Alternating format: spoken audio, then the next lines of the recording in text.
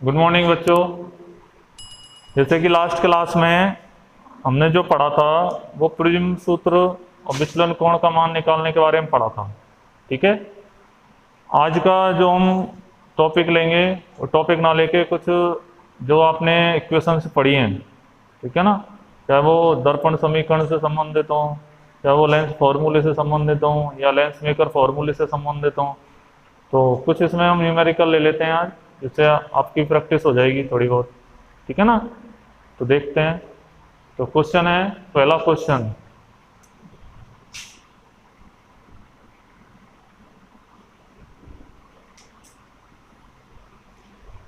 First question है, देख सकते हो आप, एक 24 सेंटीमीटर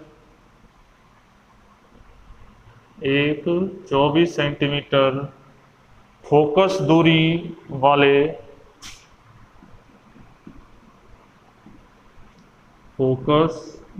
वाले अवतल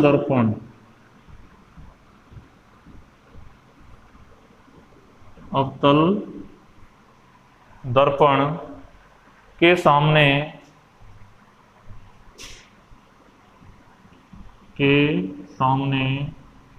36 सेंटीमीटर दूरी पर 36 सेंटीमीटर दूरी पर रखे एक बिंब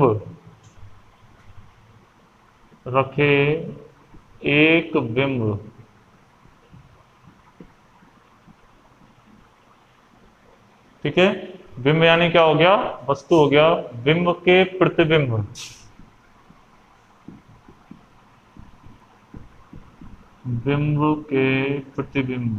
की दूरी ज्ञात करो।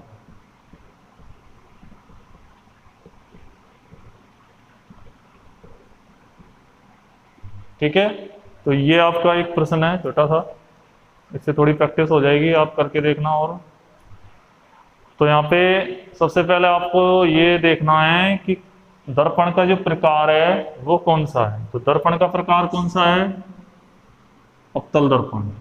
कौन सा है, अवतल दर्पण।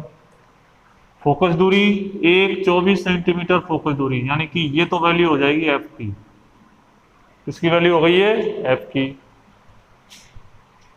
और इस दर्पण के सामने 36 सेंटीमीटर दूरी पर, ठीक है, तो इसका मतलब ये वैल्यू किसकी हो गई, यू की। किसकी वैल्यू हो जाएगी ये, यू की। प्रतिबिंब की दूरी ज्ञात करो, तो इसका मतलब यहाँ पे हमें कैलकुलेट क्या करना है, बी का मान कैलकुलेट करना है। तो एफ और यू का मान दे रखा है और बी का मान आपको ज्ञात करना है। ठीक है, तो सॉल्यूशन इसको सॉल्व करेंगे हम। तो यहां लिखेंगे दर्पण समीकरण से दर्पण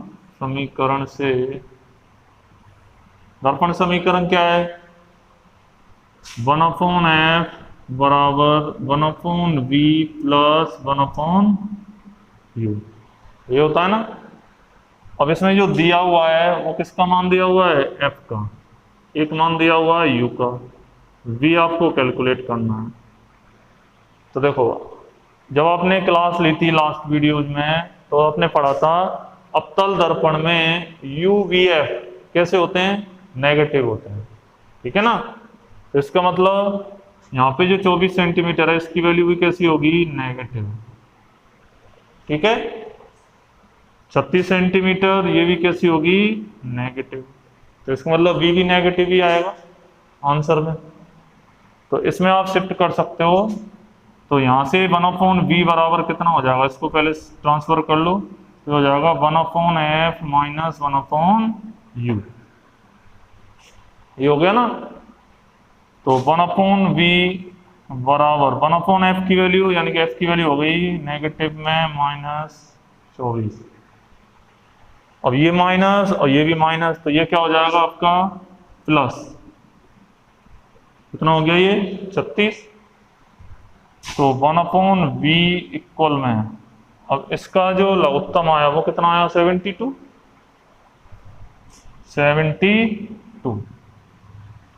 और इसको सॉल्व करो तो ये कितना हो गया -3, ठीक है, और 36 दूनी 72 यानी कि 2।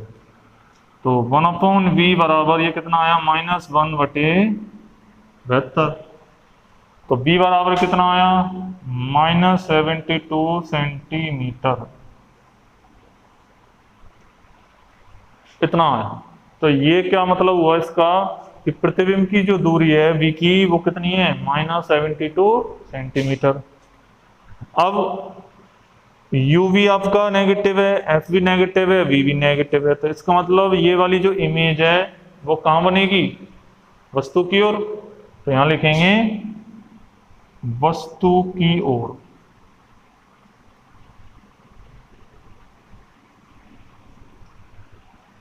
इस तरीके से आप वैल्यू को कैलकुलेट कर सकते हो यहाँ पे v की वैल्यू को।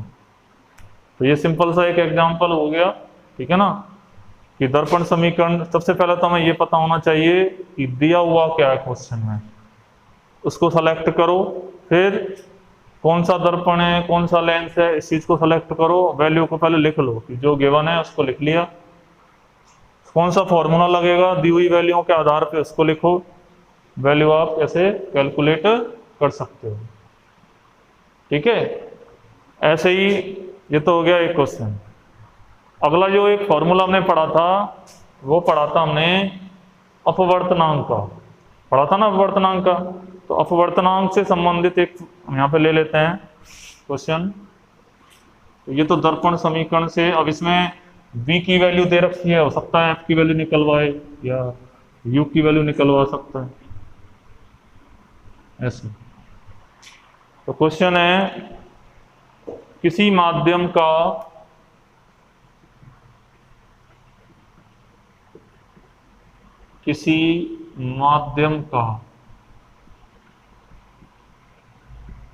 निर्वात के सापेक्ष,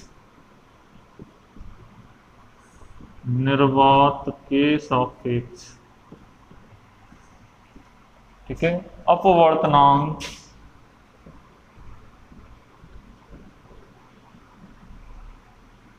एक 1.33 है। कितना है 1.33 है।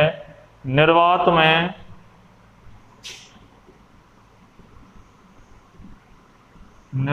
में प्रकाश का वेग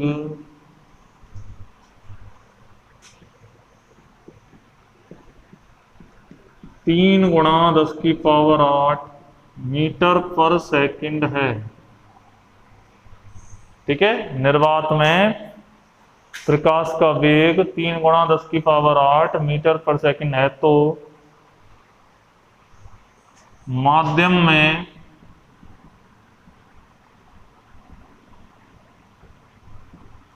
प्रकाश का वेग ज्ञात करो।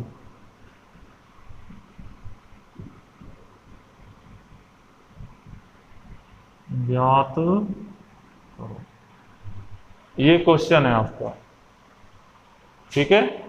तो इस तरीके से आप अब इसमें देखोगे ये एक नए सूत्र पे आधारित है, तो करके देखो एक बार क्या होगा। तो देखिए यहां पर क्वेश्चन ध्यान से पढ़िए। किसी माध्यम का निर्वात के सापेक्ष अपवर्तनांक 1.33 है, यानी कि अपवर्तनांक की वैल्यू दी हुई है, ठीक है। तो अपवर्तनांक को हम किससे व्यक्त करते हैं, n से। तो n की वैल्यू कितनी हो जाएगी यहाँ 1.33।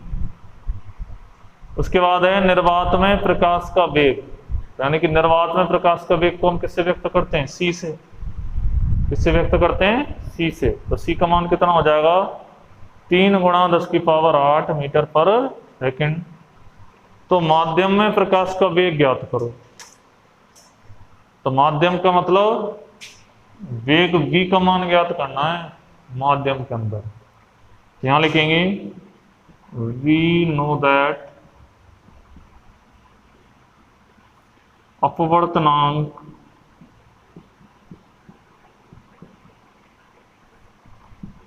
n बराबर, आपने एक फॉर्मूला पढ़ा था n बराबर c/v। पढ़ा था ना, सी अपॉन वी। तो सी तो क्या है, प्रकाश का निर्वात में वेग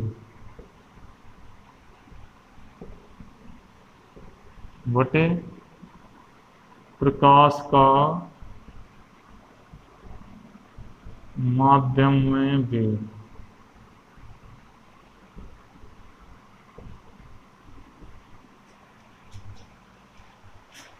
अब जो दिया है उसको देख लो। तो देखो n की वैल्यू दे रखी है 1.33, यानी कि n है अपने पास ये वाला, ये तो नीटा का मान हो गया।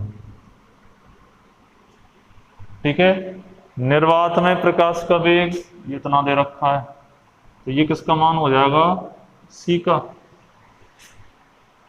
माध्यम में प्रकाश का वेग ज्ञात करो, तो इसका मतलब हमें क्या ज्ञात करना है, v ज्ञात करना है।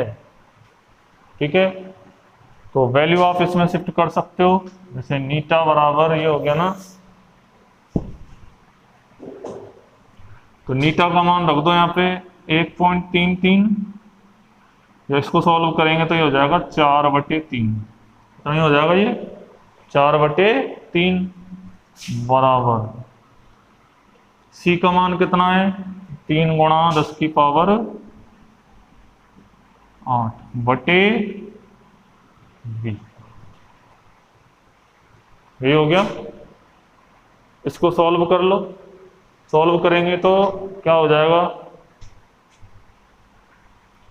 v बराबर 3 गुणा 10 की पावर 8, 3 ऊपर चला जाएगा इधर गुणा में, 4 इसके नीचे आ जाएगा ना। इसको सॉल्व करें तो 3 तिया 9 गुणा 10 की पावर 8 बटे 4। अब 9 में 4 का भाग देंगे तो ये कितना आएगा, 4 दूनी 8, यानी कि 2.25, तो ये आएगा 2.25 गुणा 10 की पावर 8 मीटर पर सेकंड। तो ये v का मान आ गया। तो जितने भी मात्रक हैं वो लिखना यहाँ कंपलसरी है, मात्रक नहीं लिखोगे मार्क्स कट जाते हैं। ठीक है ना, तो इस तरीके से आप इस सूत्र पर आधारित क्वेश्चन लिख सकते हो और उसके सॉल्यूशन भी निकाल सकते हो। तो ये दूसरा हो गया, दूसरे इक्वेशन पर आधारित। ठीक है, इसी प्रकार इसी क्रम को हम आगे बढ़ाएं। तो एक क्वेश्चन और लेते हैं, और वो क्वेश्चन है अपवर्तनांक पे आधारित है।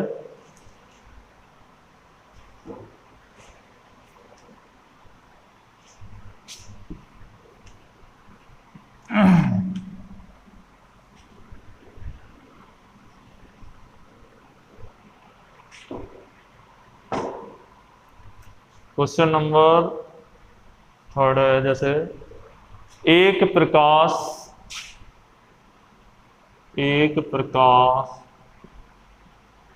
की किरण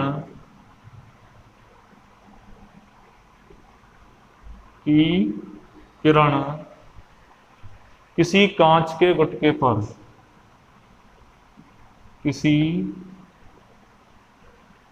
कांच के गुटके पर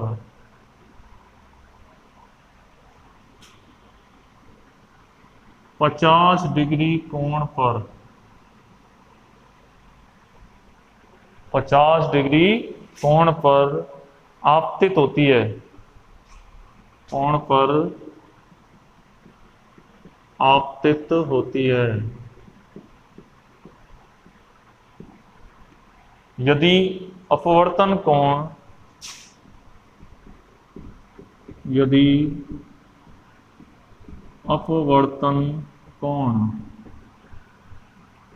30 डिग्री है तो अपवर्तन कोण 30 डिग्री है तो कांच का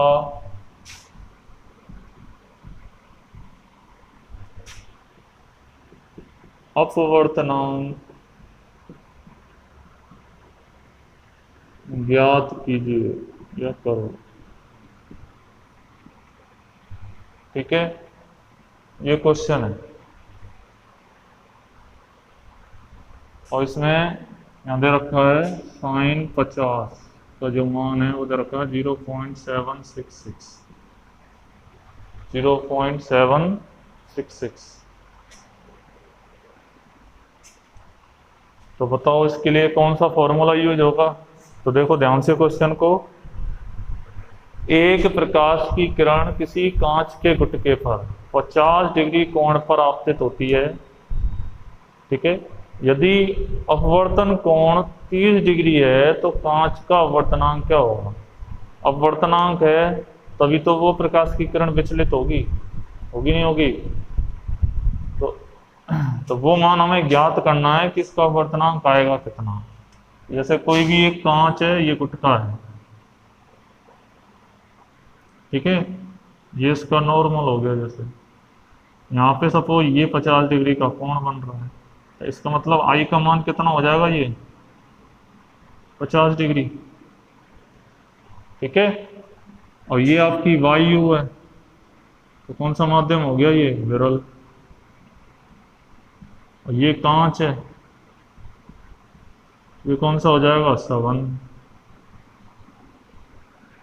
तो इसका मतलब यहाँ पे ये अभिलंब की तरफ झुकेगी, तो ये वाला जो एंगल है इसका मान कितना दे रखा है, 30 डिग्री। तो इसका मतलब इसका अपवर्तनांक कितना हुआ, नीटा का मान ज्ञात करना है, एन का मान। अब ऐसा कौन सा फॉर्मूला है जिसमें आई और आर की वैल्यू आती है, स्नेल का नियम, ठीक है ना। तो यहाँ लिखेंगे सॉल्यूशन में स्नेल के नियम से,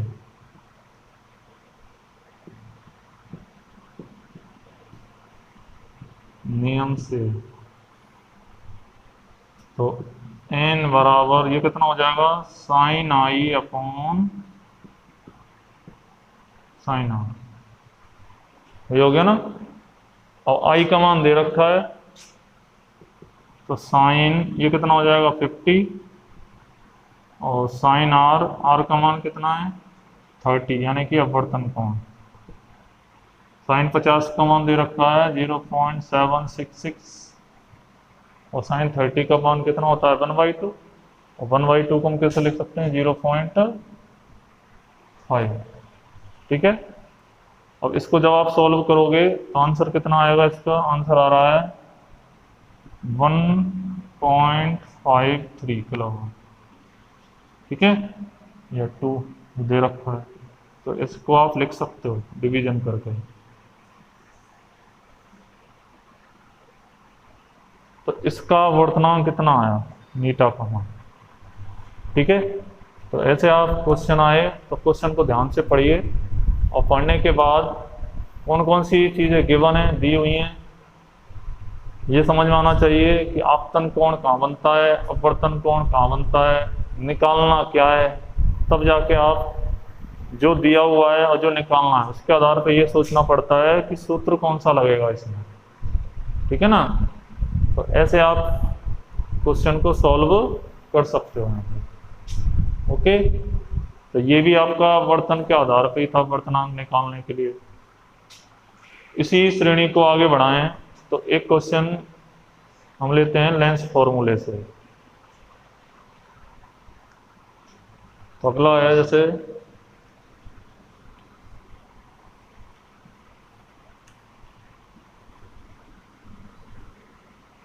ये सारे जो क्वेश्चन हैं वो किताब में जो लास्ट में क्वेश्चन दिए होते हैं उन्हीं में से हैं, ठीक है ना। जो जो क्वेश्चन जो जो न्यूमेरिकल आपने करे हैं वो उसी के हैं, और जो डेरिवेशन आपने पढ़ी हैं वो फॉर्मूले उन्हीं के आधारित हैं। तो अगला क्वेश्चन है जैसे एक बिंब, क्वेश्चन नंबर 4, बिंब का मतलब पता ही है वस्तु, एक बिंब,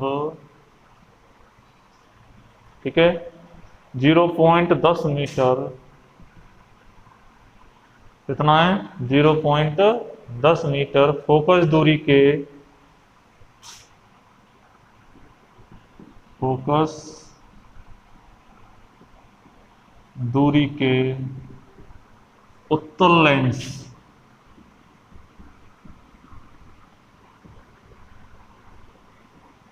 उत्तल लेंस से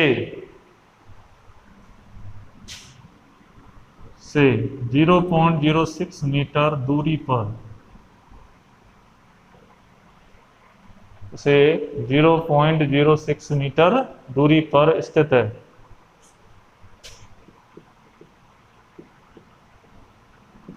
तो प्रतिबिंब की स्थिति क्या होगी?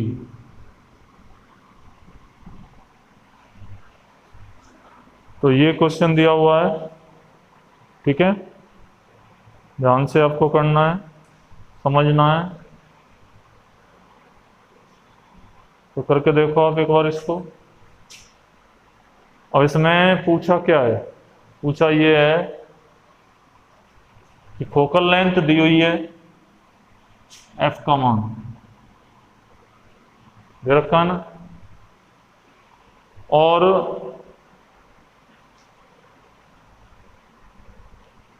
वस्तु की दूरी कितनी है, ये यू का मान दे रखा है, ठीक है। तो निकालना क्या है, हमें v का मान निकालना है, प्रतिबिंब की स्थिति। तो प्रतिबिंब की स्थिति निकालेंगे, तो करके देखो क्या आ रहा आंसर। ज्यादा दिक्कत है इसको आप सेंटीमीटर बदल लो, ठीक है ना, मीटर को, दोनों वैल्यूओं को पॉइंट हटा के। तो सेंटीमीटर में कन्वर्ट करने के बाद देखो कितना कितना आ रहा है।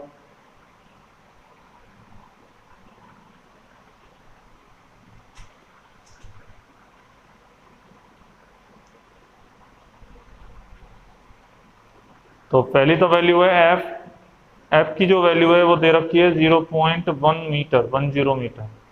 इसको कितना हो जाएगा, 10 सेंटीमीटर, ठीक है। जैसे सॉल्यूशन करें तो क्या होगा, F is equal to 0.10 metre, ठीक है। तो ये कितना हो जाएगा आपका 10 सेंटीमीटर, मीटर में बदलो, सेंटीमीटर में बदलोगे जो, ओके। और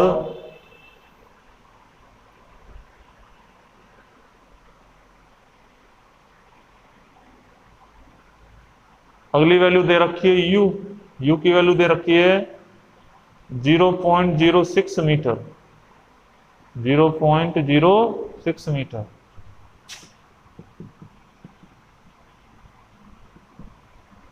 तो इसको जब आप सेंटीमीटर में बदलोगे तो कितना आ जाएगा, 6 सेंटीमीटर। अब ये नेगेटिव आएगा पॉजिटिव आएगा, यू नेगेटिव, इसका मतलब यहाँ पे भी माइनस लगा दो, यहाँ पे माइनस लगा दो, ठीक है। अब निकालना क्या है, हमें v निकालना है। तो v आप कैलकुलेट यहां से करोगे, तो करके देखो कितना आ रहा है। अब इसमें कौन सा फॉर्मूला लगेगा, लेंस फॉर्मूला। और कितना आ रहा है v का मान, करके देखो।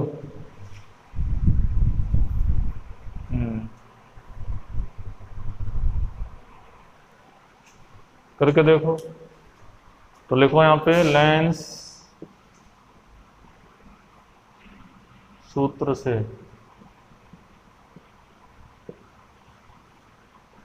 कितना आया, 1/f is equal to 1/v minus 1/u। तो v कैलकुलेट करना है, तो 1/v इक्वल टू क्या हो जाएगा, 1/f प्लस 1/u, ये होगा ना।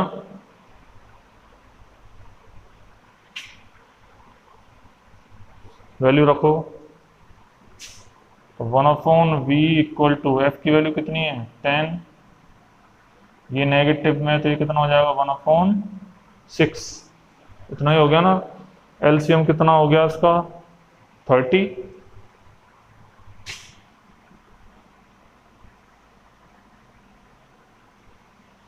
उत्तम हो गया 30। तो 10 या 30 और 6 पंजे की 30, 5 बार ये चला गया, तो कितना आया यहाँ पे -2/30, -1/15।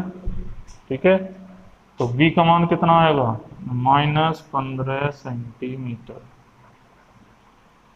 तो ये इसका मान होगा, b का मान।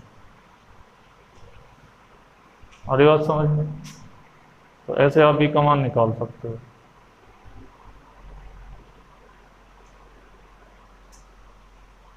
ऐसे ही, तो ये इसकी स्थिति आ गई कि ये -15 सेंटीमीटर दूरी पे होगा। ठीक,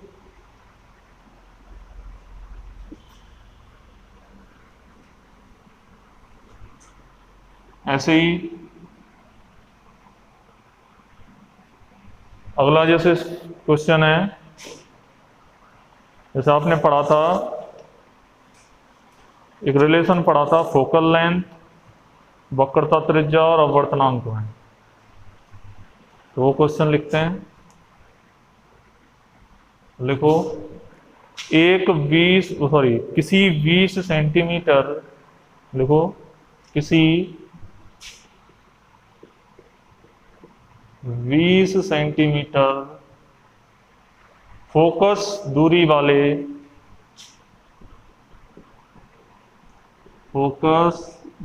वाले, ठीक है, यानी कि f की वैल्यू हो गई, कांच के उत्तल लेंस,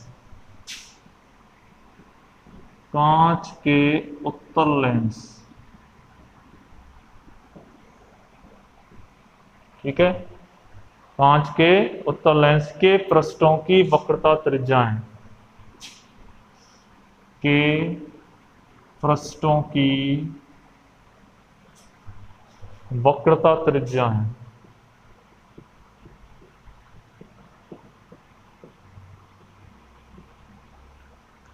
ये दे रखी हैं। वक्रता त्रिज्याएं हैं 18 सेंटीमीटर एवं 18 सेंटीमीटर एवं 24 सेंटीमीटर, 18 सेंटीमीटर एवं 24 सेंटीमीटर हैं।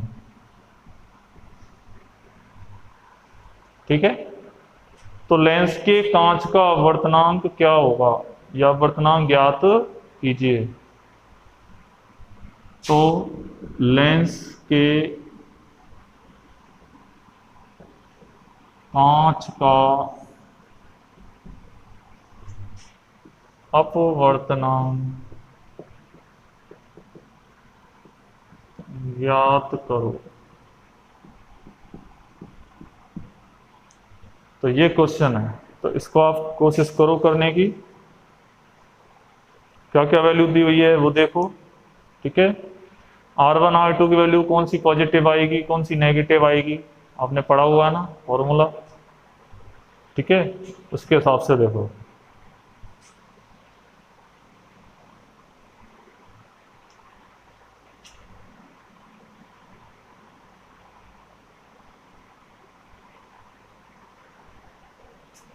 तो फॉर्मूला क्या है हमारा, देखो फोकस दूरी दे रखी है, वक्रता त्रिज्या दे रखी है, अपवर्तनांक निकालना है। तो रिलेशन हमारा क्या निकलता है, ये निकलता है 1/f बराबर नीटा -1 1/r1 -1/r2। ये रिलेशन आता है फोकस दूरी में, अपवर्तनांक में और वक्रता त्रिज्या में। यही है ना। ठीक, अब क्या क्या दिया हुआ है, f दिया हुआ है, f का मान कितना है 20 सेंटीमीटर। तो 20 पॉजिटिव में आ जाएगा, 20 सेंटीमीटर। उसके बाद वक्रता त्रिज्याएं दे रखी है, R1 की वैल्यू है जैसे 18, यहाँ क्रम से और लिख दो, क्रम से 18 सेंटीमीटर, यानी कि R1 की वैल्यू दे रखी है 18, R1 हमने इधर माना था। R2 दूसरे वाले पृष्ठ का, यानी कि नेगेटिव में, ये कितना हो जाएगा -24 सेंटीमीटर। होगा नहीं होगा, ठीक है ना। अब इन वैल्यू को आप इसमें शिफ्ट कर सकते हो। तो 1/20 इक्वल टू n-1, और ये हो गया 1/18, माइनस माइनस ये कितना हो जाएगा, प्लस, प्लस 1/24 हो गया। ठीक है, तो 1/20 इक्वल टू n-1, इसका एलसीएम कितना आएगा, 72।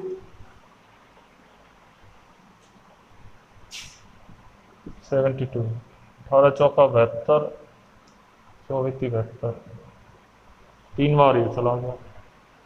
ठीक है, इसको सॉल्व कर लो। 7/72,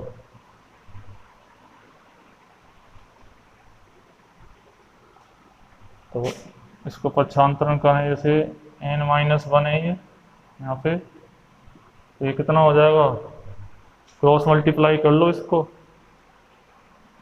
72 कितना हो जाएगा,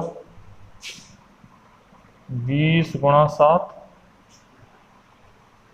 और इसको सॉल्व करो कितना आएगा देखो, तो ये हो गया 72/140।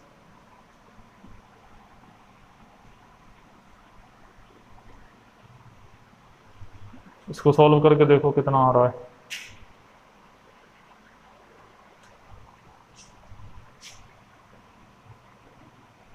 ये 18 बार सॉल्व कर लो, ये कितना हो गया,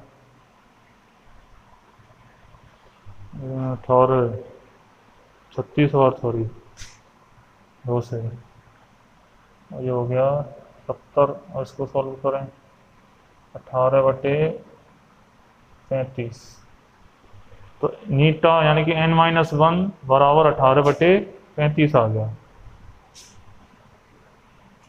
तो यह आया,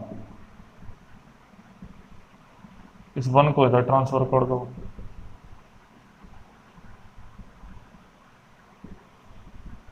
ठीक है, इसको सॉल्व कर लो कितना आएगा, तो 35 तो एलसीएम हो जाएगा, 18 + 35 कितना आया देखो, 35 और 18 कितने हो गए, 53, यानी कि 53, भाव दो, तो ये आएगा 35 दूनी 70, यानी कि 1.514 लगभग है।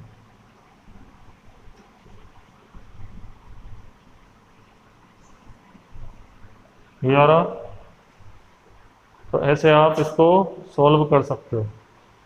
बस इसमें ध्यान क्या रखना है कि जो लेंस लिया है, इधर वाली जो त्रिज्या है वो तो पॉजिटिव, इधर वाली त्रिज्या कौन सी लेनी है आपको, नेगेटिव, क्योंकि r1 हमने इधर माना था, r2 इधर माना था, ठीक है ना, जो आपकी वस्तु की तरफ थी, तो इस वजह से ये त्रिज्या आपने कैसे ली है, नेगेटिव, और इधर वाली जो त्रिज्या थी वो r1 मानी थी, वो कौन सी आपकी 18 सेंटीमीटर।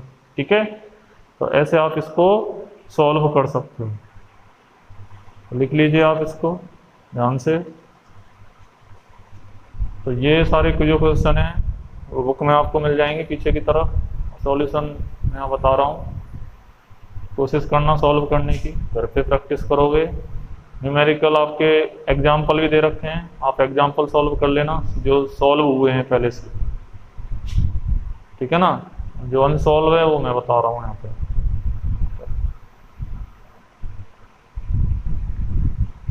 ठीक है, ऐसे ही अगर हम और बात करें तो एक फॉर्मूला हमने पावर का और पढ़ा था, पावर का और देख लेते हैं।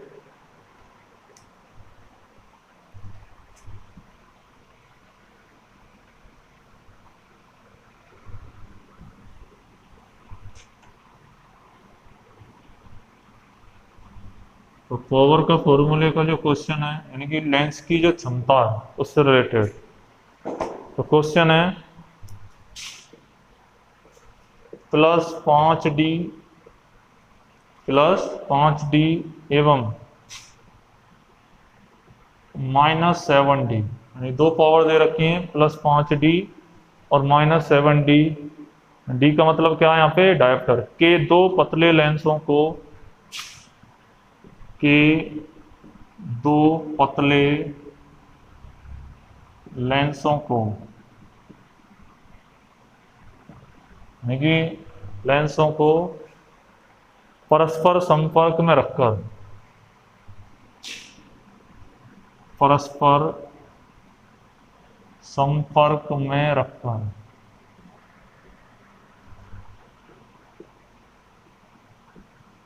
दोनों लेंस संपर्क में रख दिए हैं, ठीक है।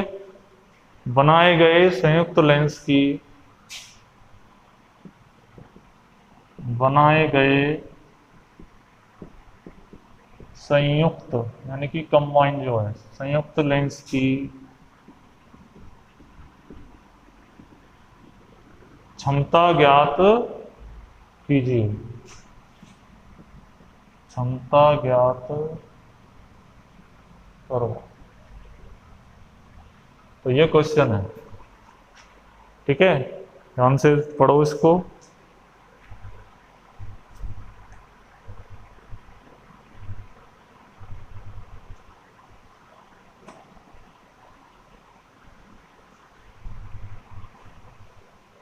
तो देखो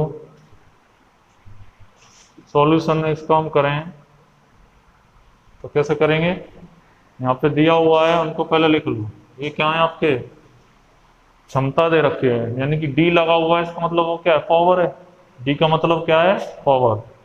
तो एक पावर P1 मान लो यहाँ पे, तो P1 की वैल्यू तो है +5D,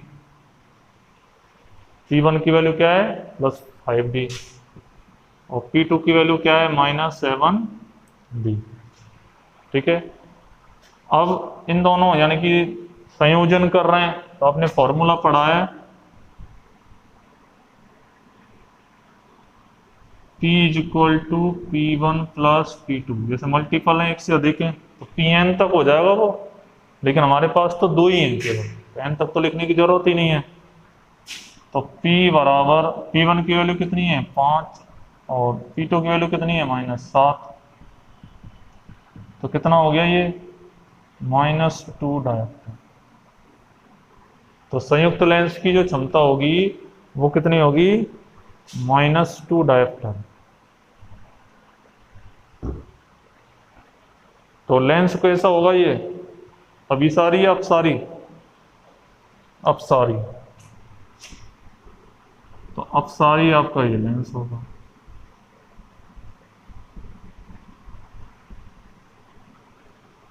ठीक है। अगर यहाँ पे फोकल लेंथ दी होती तो फोकल लेंथ के हिसाब से हम उनकी निकाल लेते। यहाँ डायरेक्ट आपको डायोप्टर में वैल्यू दे रखी है, तो उस हिसाब से हम यहाँ पे इसकी वैल्यू को कैलकुलेट करेंगे। तो अब तक जो फॉर्मूले आपने पढ़े हैं उनके आधार पे ये इतने न्यूमेरिकल हैं, इसमें टोटल 10-11 न्यूमेरिकल ही हैं, ज़्यादा नहीं है पीछे की तरफ। तो कम से कम 6-7 न्यूमेरिकल मैंने आपको बताए हैं, और जैसे जैसे आगे फॉर्मूला आएगा उसके अकॉर्डिंग आप यहाँ पे वर्क करोगे, ठीक है। तो आज के लिए इतना ही है, और आगे आप कोशिश करना जितने भी एग्जाम्पल दे रखे हैं उनको कोशिश करना करने की इनके आधार पर। Okay, bye.